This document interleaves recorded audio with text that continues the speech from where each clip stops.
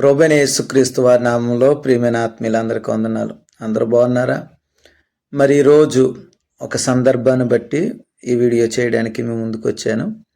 మరి కొంతమంది రాఖీ కట్టొచ్చా క్రైస్తవులు అనే ప్రశ్న మరి నా దగ్గరకు వచ్చింది. మరి ఒక దైవజనుడిగా మీతో నేను చెప్పేది ఏంటంటే, బైబిల్ అయితే స్పష్టంగా చెప్తుంది. మనం లోక సంబంధమైన విషయాలు మాట్లాడుకోకుండా బైబిల్ యొక్క వచనాల ప్రకారం మీకు సమాధానాన్ని ఇస్తాను. లేవీకాండం 18 అధ్యాయం 1-5 వచనాల్లో ఇలా చెప్పబడుతుంది: ఆ దేశపు ఆచారాలు మీరు చేయకూడదు, వారి కట్టడలను బట్టి నడవకూడదని వాక్యం సెలవిస్తుంది. అలాగే లేవీకాండం 19 అధ్యాయం 25-32 వరకు మీరు జాగ్రత్తగా మనసు పెట్టి చూసినట్లయితే చాలా డౌట్లు మీకు క్లారిఫై అవుతాయి.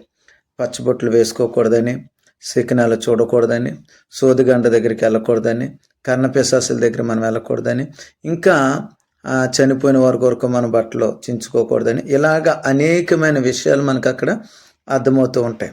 అలాగే మొదటి పేతురు, అలాగే 1వ అధ్యాయం 14-16 వచనాల వరకు ఏమని రాయబడిందంటే, మన దేవుడు పరిశుద్ధుడు గనక మనం పరిశుద్ధులుగా ఉండాలి.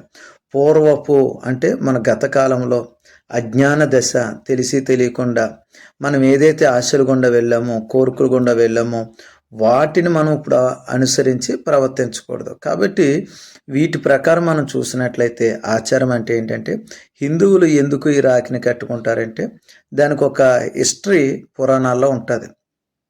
కాబట్టి ఆ హిస్టరీని నేను కదుపుతలేదు, కానీ ఆ హిస్టరీ ఏంటంటే మీరు సెర్చ్ చేస్తే మీకు అర్థమవుతుంది. కాబట్టి పూర్వకాలంలో వాళ్ళు నమ్ముకున్న దేవీ దేవతల గురించి ఒక యుద్ధం జరిగినప్పుడు దాని విషయాల్లో ఒక స్త్రీ ఒక వ్యక్తికి ఒక తాడుని కట్టి రక్షాబంధనగా కట్టి అది చేస్తూ ఉంటుంది. దాన్ని వారందరూ అది రాఖీ పౌర్ణమ అంటే అది ఒక పౌర్ణమ రాజు జరిగించేదనమాట. అందుకనే వాక్యం చెప్తుంది ఆచారాలు, శకునాలు అంటే మంచి రోజులు ఇవన్నీ మనం చూడకూడదు. కాబట్టి ఈ పాయింట్ని బట్టి మనం ఎవరూ కూడా మనుషులు చేసేదాన్ని మనం చేయకూడదు. ఆచారాలు మనకొద్దు. ఎందుకంటే వాటి ద్వారా మనకు అపవిత్రత వస్తుంది. అపవిత్రత వస్తే మనం దేవునికి దూరం అయిపోయే పరిస్థితులు ఉంటాయి. కాబట్టి అలా ఉండకుండా ఆధ్యాత్మికంగా మనం మంచి నడవడికలో వెళ్ళాలంటే కొన్నిటికి మనం దూరంగా ఉండడం చాలా ఉత్తమమైనది. మరి అలాగనే మీరు ఉంటారని మనస్ఫూర్తిగా కోరుకుంటున్నాను. దేవుడి మాటలు దీవించును గాక. ఆమేన్.